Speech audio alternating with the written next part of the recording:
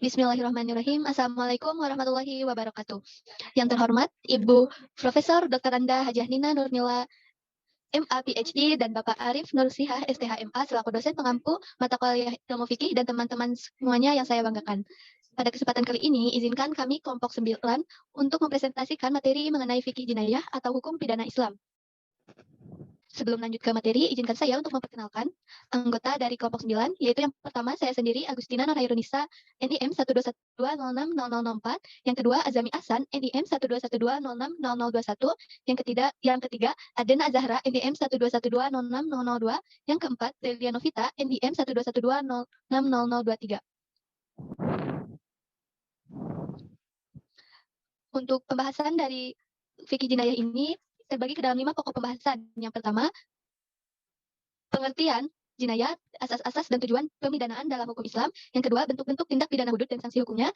Yang ketiga, konsep diat yang membedakan sanksi antara terpidana laki-laki dan perempuan. Yang keempat, bentuk-bentuk ta'zir dan sanksi hukumnya. Yang kelima, aspek-aspek pidana Islam yang berpeluang untuk dikembangkan dalam konteks kekinian. Materi yang pertama, yaitu mengenai pengertian jinayat, asas-asas dan tujuan pemidanaan dalam hukum Islam akan dijelaskan oleh saya sendiri. Yang pertama, yaitu pengertian jinayat. Secara bahasa, jinayat berasal dari kata adzanbu, yang berarti dosa, atau azam, yang berarti kejahatan atau kriminalitas. Sedangkan secara istilah, jinayat berarti tindakan darar atau tindakan yang membahayakan atau merugikan orang lain. Tindakan darar ini dapat berupa tindakan yang membahayakan atau merugikan pada tubuh, jiwa, atau harta seseorang. Selanjutnya yaitu asas-asas jinayat.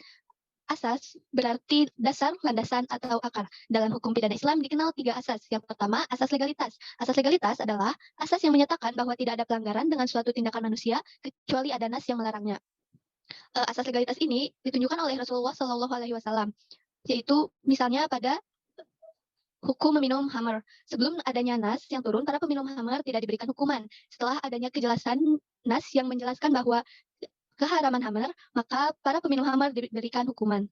Lalu asas yang kedua yaitu asas moralitas. Asas moralitas adalah asas bahwa pelaku yaitu orang yang dapat dimintai pertanggungjawaban atas kejahatan yang dilakukannya. Asas moralitas ini meliputi yang pertama, kalimat dari seseorang yang tidak mengetahui hukum utama tidak dapat diterima. Yang kedua, tindak pidana dapat diberhentikan karena sejumlah alasan. Misalnya, pelanggar masih remaja, orang yang sedang tidur, dan orang yang gila. Lalu yang ketiga, sanksi hukum dapat berlaku karena 2 alasan. Yang pertama, pelaku bertindak sesuai kewajibannya. Yang kedua, jika sudah pasti.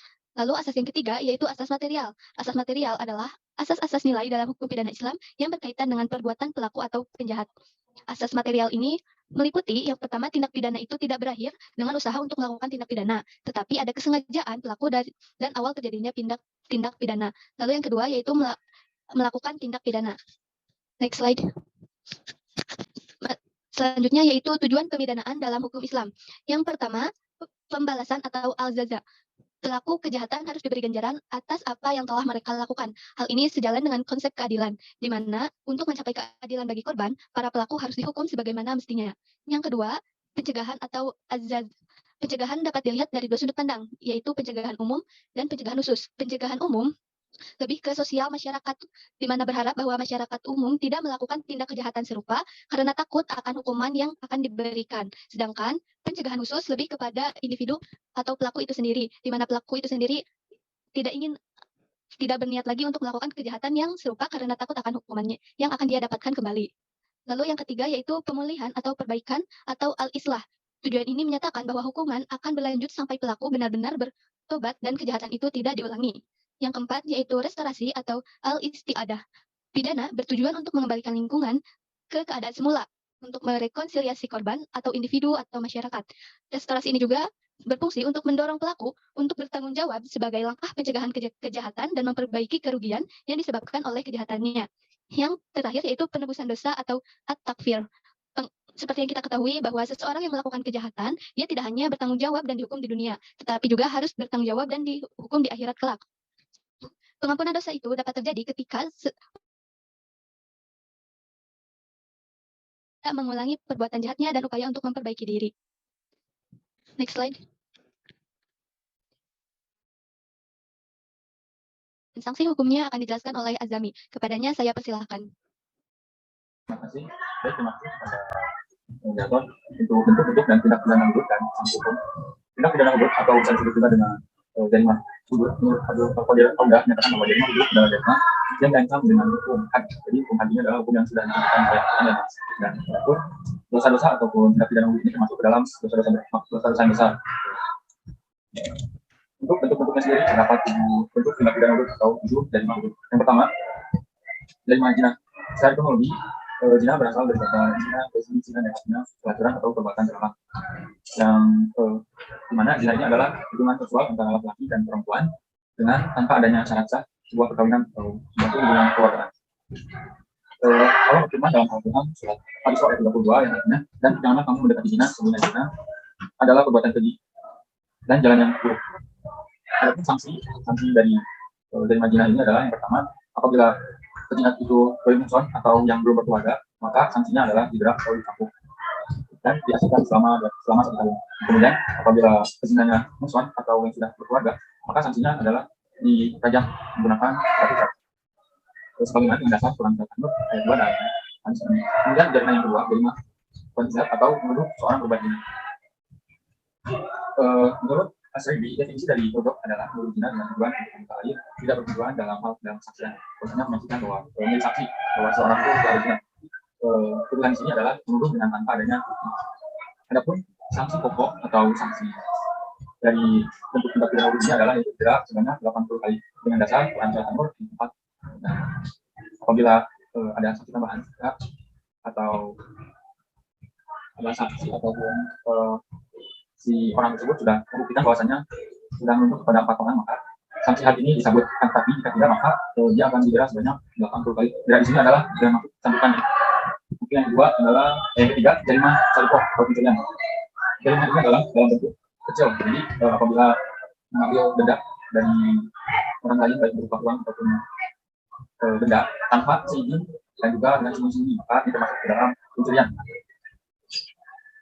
Sanksi bagi seorang pencuri terdapat dalam surat Al-Maidah ayat 22 bahwasanya si pencuri ini akan dipotong tangannya. Yang keempat, jarima hirabah atau perampokan. Secara teknologis, hirabah diartikan sebagai sekelompok orang yang melakukan kekacauan, pembunuhan, perampasan harta, pemerkosaan, dan yang secara terang-terangan mengganggu aturan atau norma-norma baik sosial maupun agama. Sanksi bagi pelaku riba terdapat dalam Al-Quran surat Al-Maidah ayat 23, yang dimana di sana dijelaskan bahwa terdapat beberapa macam sanksi. Yang pertama, apabila perampok dengan mengambil harta tanpa membunuh, maka biasanya adalah dipotong tangan dan kakinya secara mengulang. Kemudian apabila perampok dengan mencuri tanpa mengambil harta dan membunuh, maka sanksinya adalah diasingkan atau denda. Kemudian apabila perampok membunuh tanpa mengambil harta orang lain yang dibunuhnya, maka sanksinya adalah hukuman mati. Dan yang terakhir, apabila perampok mengambil harta dan membunuh korban, maka sanksinya adalah dibunuh dengan salib. Kemudian dari yang kelima yaitu dari maksud atau meminum minuman keras. Minuman keras di sini adalah termasuk ke dalam khamar. Jadi khamar adalah minuman yang bisa membuat seorang mabuk. Apapun alasannya, arti kata khamar berarti menutup yang mana bahkan menutup sebagian akal manusia. Al-Zuhari menerangkan bahwasanya khamar itu dapat merusak jaringan dan saraf pada otak manusia. Makanya khamar, apabila minum khamar maka akan menutup atau menjauhkan kita dari akal yang sehat. Kemudian sanksi bagi pemabuk, memang tidak ada keterangan yang jelas dalam Al-Quran surat Al-Maidah 90. Tetapi dari hadis Nabi dijelaskan bahwasanya seorang pemabuk itu dia akan didera atau dicambuk dengan 2 kelopak kurma sebanyak 40 kali. Para ulama berbeda pendapat di sini, ada yang bilang memang 40 kali cambukan, ada yang bilang juga 80 kali cambukan. Pada jarimat ini sebenarnya dikembalikan lagi pada pemimpin apakah itu 40 ataupun 80. Kemudian jarimat yang ke-6 jarimat al-baghi, pemberontakan. Malikiyah mendefinisikan bahwasanya al-baghi penolakan pada imam atau pemimpin yang ditetapkan tanpa ada upaya untuk memerintahkan. Para ulama ini membagi sanksi pelaku pemberontakan menjadi 2 bentuk. Yang pertama, para pemberontak yang tidak memiliki senjata dan tidak memiliki senjata tertentu sebagai base atau tempat mereka, maka pemerintah boleh menyerahkan mereka sampai mereka bertobat.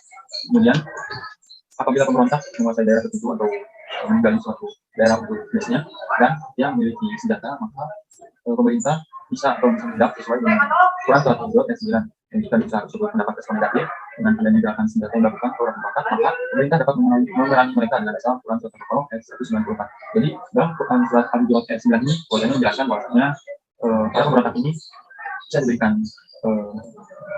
waktu ataupun bisa untuk menjelaskan apa yang membuat mereka menjadi berontak, hanya tentang penyebab dan alasannya. Apabila mendapat respon negatif, maka berita bisa mengurangi dengan satu atau koron ya 190. Kemudian dari yang terakhir, dari adubot atau murtad. Murtad di sini adalah tidak agama dari Islam, agama yang lain. Jadi tidak dapat murtad apabila seorang pelaku tersebut tidak agama, dan misalkan dari Katolik ke Islam itu bukan murtad. Jadi murtad hanya tidak agama dari agama Islam saja. Menurut Imam Nawawi, bahwasanya murtad ini akan terputusnya Islam. Jadi terputusnya Islam dengan niat ataupun perbuatan atau perlakuan yang membawa seorang tersebut ke dalam kekufuran. Adapun sanksi yang diberikan bagi pelaku murtad ini ada tiga macam. Jadi ada sanksi asli, kemudian pengganti, dan terakhir sanksi pelengkap. Sanksi asli adalah hukumannya adalah dibunuh, akan tetapi ada jeda waktu ataupun semacam waktu untuk si pelaku tersebut untuk bertobat. Jadi menurut ahli fikih ataupun para fuqaha menjelaskan bahwasanya mereka itu diberikan dua pilihan. Pertama, diberikan waktu selama 3 hari untuk bertobat, maka apabila bertobat saya akan dicabut hukuman yang pertama ini, yaitu hukuman dibunuh. Tetapi jika pelaku tersebut menolak ajakan untuk bertobat dengan waktu 3 hari tersebut, maka ia boleh dibunuh. Kemudian sanksi yang kedua, sanksi pengganti, hukumannya berupa cambukan, penjara, undur rugi atau kecaman. Kemudian sanksi yang terakhir, sanksi pelengkap, itu hukumannya berupa pembekuan aset harta muslim dan kafir. Jadi maksudnya adalah seorang kafir tidak bisa mewarisi harta seorang muslim. Jadi apabila ada anak yang murtad, kemudian neneknya meninggal, maka ia tidak mendapat warisan. Dari jarimah-jarimah yang tadi, ada beberapa yang bisa dikategorikan itu menyesuaikan sesuai dengan imam. Yang pertama, jarimah murtad. Yang kedua, jarimah murtad. Yang pertama, jarimah tentang pencurian, kemudian jarimah minuman keras. Yang ketiga, jarimah perampokan. Jadi itu disesuaikan pada imam. Mungkin sekian yang bisa saya sampaikan. Saya sampaikan terlebih dahulu. Baik, terima kasih kepada Azami. Selanjutnya yaitu materi yang ketiga, konsep diat yang membedakan sanksi antara terpidana laki-laki dan perempuan akan dijelaskan oleh Adena. Kepadanya saya persilahkan. Baik, bismillahirrahmanirrahim. Terima kasih moderator atas kesempatannya. Di sini saya akan memaparkan mengenai konsep diat yang membedakan sanksi antara terpidana laki-laki dan perempuan. Sebelum ke arah sana, mari kita sekilas mengenai pengertian diat, bahwa diat itu secara bahasa berasal dari bahasa Arab wada, yadi, wadian, wadiatan, yang jika yang digunakannya itu adalah masdar diatan, berarti membayar harta tebusan yang diberikan kepada korban atau walinya dengan sebab adanya tindak pidana penganiayaan atau jinayat. Kemudian secara istilahnya, diat itu adalah harta yang wajib dibayar dan diberikan oleh pelaku jinayat kepada korban atau walinya sebagai ganti rugi akibat jinayat yang dilakukan oleh pelaku kepada korban. Definisi ini mencakup diat pembunuhan dan diat anggota tubuh yang dicederai. Sebab harta ganti rugi ini diberikan kepada korban bila jinayatnya tidak sampai membunuhnya dan diberikan kepada walinya bila korban ini terbunuh.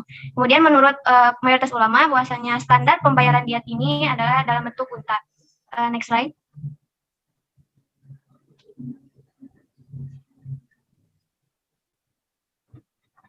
Diat ini tidak serta-merta diwajibkan kepada seseorang tanpa ada sebabnya. Maka sebab-sebab ditetapkannya diat itu yang pertama, pembunuhan disengaja yang pelakunya dimaafkan oleh pihak yang terbunuh. Dalam hal ini pembunuh tidak dikisos, akan tetapi wajib baginya menyerahkan diat kepada keluarga korban. Kemudian yang kedua, pembunuhan seperti disengaja. Yang ketiga, pembunuhan tersalah. Yang keempat, pembunuhan lari. Akan tetapi si identitasnya ini sudah jelas diketahui secara jelas. Dalam konteks misal ini, diat dibebankan kepada keluarga pembunuh. Yang terakhir, sebab ditetapkannya diat itu adalah kisos sulit dilaksanakan. Disebutkan bahwa ini terjadi pada jinayat ala maduna nafsi atau tindak pidana yang terkait dengan melukai anggota badan atau menghilangkan fungsinya. Next slide. Selanjutnya yakni macam-macam diat. Ada 2 diat, yakni yang pertama diat kabir atau diat besar dan diat sogir atau diat kecil. Diat kabir ini yaitu dendanya 100 ekor unta dengan perinciannya bahwa 30 ekor unta betina umur 3 tahun masuk 4 tahun, 10 ekor unta betina umur 4 tahun masuk 5 tahun, dan 40 ekor unta betina yang sudah hamil. Kemudian diwajibkan denda berat karena pertama sebagai ganti hukum bunuh atau kisos yang dimaafkan pada pembunuhan yang betul-betul disengaja. Denda ini wajib dibayar tunai oleh pelakunya sendiri. Kemudian yang kedua, melakukan pembunuhan semi sengaja. Denda ini wajib dibayar oleh keluarganya, namun dapat diangsur dalam 3 tahun. Tiap-tiap akhir tahun itu wajib dibayar sepertiganya. Kemudian diat sogir atau diat kecil sama 100 ekor unta, namun dengan perincian 20 ekor unta betina umur 1 tahun masuk 2 tahun, 20 ekor unta betina umur 2 tahun masuk 3 tahun, 20 ekor unta jantan umur 2 tahun masuk 3 tahun, 20 ekor unta betina umur 3 tahun masuk 4 tahun, 20 ekor unta jantan umur 4 tahun masuk 5 tahun. Denda ini wajib dibayar oleh keluarga yang membunuh dalam masa 3 tahun. Tiap-tiap akhir tahunnya itu dibayar sepertiganya. Kemudian jika denda ini tidak dapat dibayar dengan unta, wajib dibayar dengan uang sebanyak harga unta tersebut. Kemudian ada ringannya denda dilihat dari 3 segi. Pertama, jumlahnya yang dibagi 5, kemudian diwajibkan ada atas keluarga yang bersangkutan, dan yang terakhir itu diberi waktu 3 tahun. Selain itu, beratnya denda juga dilihat dari 3 segi juga. Yang pertama, jumlahnya denda itu hanya dibagi 3, namun tingkat umurnya itu lebih besar. Kemudian yang kedua, denda diwajibkan atas yang membunuh itu sendiri, dan yang terakhir, denda wajib dibayar tunai. Next slide. Klasifikasi dan kadar diat. Diat ini sebagai satu hukuman memiliki ukuran tertentu yang telah ditetapkan oleh syariat tergantung kepada korban pembunuhan. Di antaranya yaitu muslim laki-laki merdeka. Menurut kesepakatan ulama bahwasanya diat untuk muslim yang merdeka adalah 100 unta. Tidak ada bedanya dalam hal ini antara pembunuhan sengaja, tidak disengaja, atau mirip sengaja. Namun diat ketiga jenis itu berbeda dari sisi ringan dan beratnya diat. Diat pembunuhan sengaja diperberat dari 3 sisi, diat pembunuhan mirip sengaja diperberat dari 1 sisi dan diringankan oleh 2 sisi, dan sedangkan diat yang pembunuhan tidak disengaja mendapat keringanan dari 3 sisi sekaligus. Sisi pemberatan hukuman diat disengaja itu yang pertama ditanggung oleh pelaku pembunuhan, yang kedua pembayarannya itu secara kontan atau tidak boleh dicicil, dan yang ketiga diperberat dari sisi unta. Kemudian sisi pemberatan dalam diat pembunuhan mirip sengaja diperberat dalam sisi satu saja, yaitu umur untanya sama dengan diat pembunuhan disengaja, dan diperingan dari 2 sisi, yaitu kewajiban ini dibebankan kepada al-akilah atau keluarga dari pembunuh, dan diat ini boleh diangsur selama 3 tahun. Yang terakhir, sisi keringanan dalam diat pembunuhan tidak disengaja, yang pertama itu dibebankan kepada al-akilah atau keluarga pelaku, kemudian dibayar dalam 3 tahun, dan mendapat keringanan dari segi umur untanya. Dan next slide. Mengenai pencederaan. Yang pertama itu ada mudihah atau luka hingga tulang. Diatnya itu harus membayar 5 ekor unta atau sekitar 50 dinar. Dan kemudian apabila wajahnya itu menjadi cacat, maka ditambah setengahnya maka menjadi 75 dinar. Yang kedua ada hashimah atau luka hingga pecah tulang. Diatnya itu 10 ekor unta atau setara dengan 100 dinar. Yang ketiga ada munakilah atau luka hingga tulang melesat. Diatnya itu 15 ekor unta atau setara 150 dinar. Kemudian ada makmumah atau luka hingga kulit tengkorak, itu diatnya sepertiga diat. Dan yang terakhir ada jaifah atau pelukan anggota badan dengan diat sepertiga diat. Kemudian ada pencederaan mengenai menghilangkan anggota badan. Jika yang hilangnya itu adalah telinga, maka diatnya setengah. Dan jika kedua telinganya, maka diatnya itu penuh.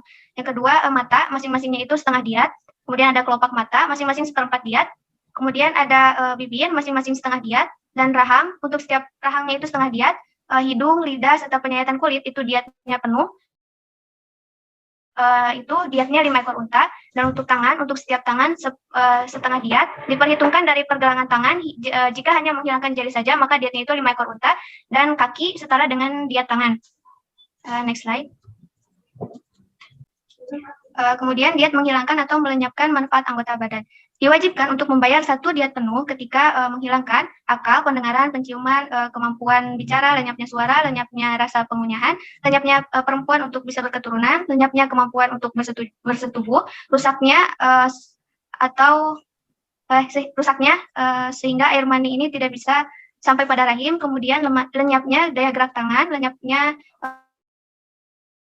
kemudian ada juga daya pemandangan pada setiap matanya itu setengah diat. Yang selanjutnya yakni diat perempuan muslimah. Disebutkan bahwasannya diat wanita muslimah adalah separuh diat lelaki muslim. Sebagaimana dijelaskan dalam hadis Nabi Muhammad SAW yang disampaikan kepada Amru bin Hazm, yaitu diatan al-mar'ati alan nisfi min diati rojul, yaitu diat wanita itu separuh dari diat laki-laki. Kemudian yang selanjutnya yakni denda orang yang beragama Yahudi dan Nasrani adalah sepertiga dari denda untuk yang diwajibkan kepada Muslim. Kemudian denda bagi orang yang beragama Majusi adalah 1/15 dari denda yang diwajibkan kepada Muslim. Sekian penyampaian dari saya kembalikan kepada moderator. Baik, terima kasih Hadena atas penyampaian materinya. Selanjutnya yaitu materi bentuk-bentuk takzir dan sanksi hukumnya, serta materi yang terakhir akan disampaikan oleh Delia. Kepadanya saya persilakan. Baik. Bismillahirrahmanirrahim. Terima kasih kepada Agustina atas yang telah memberikan kesempatan kepada saya untuk melanjutkan materi selanjutnya, yaitu mengenai bentuk-bentuk takzir dan sanksi hukumnya. Pengertian takzir, takzir merupakan bentuk masdar dari kata azaro ya'ziru, yang artinya menolak atau mencegah. Di mana takzir ini merupakan hukuman yang berupa memberikan suatu pelajaran. Kemudian menurut ulama Al-Mawardi dalam kitab Al-Ahkam As-Sultaniyah, bahwasanya takzir merupakan suatu bentuk pengajaran terhadap pelaku dosa-dosa yang tidak diatur oleh hudud, di mana status hukumnya yang berbeda-beda disesuaikan dengan keadaan dosa dan pelakunya. Untuk selanjutnya yaitu mengenai tujuan-tujuan dan syarat-syarat sanksi takzir. Tujuan-tujuannya itu yang pertama untuk melakukan pencegahan agar tidak banyak orang yang berbuat kejahatan. Kemudian untuk membuat pelaku jera agar tidak mengulangi pada kejahatannya kembali. Yang ketiga yaitu untuk membawa kebaikan atau perubahan kepada pelaku. Dan yang terakhir yaitu untuk memberikan pendidikan atau pengetahuan agar memiliki pola hidup yang baik. Adapun mengenai syarat-syaratnya itu yang pertama berakal sehat. Kemudian tidak ada perbedaan antara laki-laki dan perempuan. Kemudian yang terakhir, setiap orang yang melakukan kemungkaran baik dengan perbuatan maupun perkataan yang tidak dibenarkan, maka perlu diberikan sanksi takjir agar tidak lagi mengulangi perbuatannya. Hukum sanksi takjir itu terdapat 3 pendapat ulama. Yang pertama menurut mazhab Maliki dan Hambali bahwasannya mereka mengatakan hukum takzir itu bersifat wajib. Karena apa? Sebagaimana hudud, karena merupakan teguran yang disyariatkan untuk menegakkan hak Allah, dan seorang kepala negara atau kepala daerah tidak boleh mengabaikannya. Kemudian yang kedua itu menurut mazhab Syafi'i, di mana bahwasanya hukum takzir itu tidak wajib. Seorang kepala negara atau kepala daerah boleh meninggalkannya jikalau hukum itu tidak menyangkut hak adami. Dan yang terakhir itu menurut mazhab Hanafiyah, takzir itu hukumnya bersifat wajib jika berkaitan dengan hak adami, kecuali oleh yang memiliki hak itu. Adapun jika berkenaan dengan hak Allah, keputusannya diserahkan kepada hakim. Yang selanjutnya yaitu macam-macam sanksi takzir. Yang pertama yaitu sanksi yang berkaitan dengan badan, yaitu yang pertama hukuman mati, di mana hukuman ini dilakukan ketika seseorang melakukan suatu perbuatan kerusakan yang fatal di muka bumi, yang mana dilakukan secara berulang-ulang, sehingga hukuman mati disebut sebagai sanksi takjir tertinggi. Di mana hukuman mati boleh diperlakukan apabila yang terhukum tidak pernah merasakan efek jera kepadanya. Kemudian yang kedua yaitu hukuman cambuk, bahwasanya hukuman ini memiliki keistimewaan, yaitu dapat lebih menjerahkan pelaku, yang mana bisa dirasakan langsung secara fisik. Kemudian yang selanjutnya sanksi yang berkaitan dengan kemerdekaan seseorang, yaitu yang pertama ada hukuman penjara, di mana hukuman ini menjadi hukuman pokok dan juga hukuman tambahan. Jika hukuman pokok yang berupa cambukan tidak memberikan dampak perubahan apapun kepada si pelaku tersebut. Kemudian yang selanjutnya itu hukuman pengasingan. Hukuman ini termasuk kepada hukuman had yang diterapkan untuk perampok, di mana tujuannya untuk mengasingkan pelaku agar tidak memiliki pengaruh buruk terhadap masyarakat. Yang selanjutnya itu sanksi yang berkaitan dengan harta. Yang pertama yaitu menurut Ibnu Taimiyah, hukum takzir yang berkaitan dengan harta ini terbagi menjadi 3. Yang pertama dapat dilakukan dengan menghancurkannya, kemudian yang kedua dengan mengubahnya, dan yang terakhir dengan memilikinya. Kemudian sanksi lainnya dari takzir itu yang pertama diberi peringatan keras, yang kedua pemecatan, dan yang terakhir diberi nasihat. Untuk yang terakhir yaitu mengenai aspek-aspek pidana Islam yang mana berpeluang untuk dikembangkan dalam konteks kekinian. Di mana yang pertama contohnya yaitu pengembangan tes urin untuk mengetahui pada pengonsumsi minuman keras dan narkoba. Kemudian yang kedua yaitu pembaharuan eksekusi hukuman kisos dengan transplantasi. Kemudian yang ketiga yaitu tes DNA untuk penyelidikan dan penyidikan jarimah qadzaf. Dan yang terakhir yaitu mempercepat kematian pemilik harta secara eutanasia. Mungkin cukup sekian yang dapat saya sampaikan. Saya kembalikan kepada moderator. Mungkin sekian dari materi yang dapat disampaikan oleh kelompok kami. Mohon maaf apabila terdapat banyak kekurangan dan kesalahan. Terima kasih atas perhatiannya. Wassalamualaikum warahmatullahi wabarakatuh.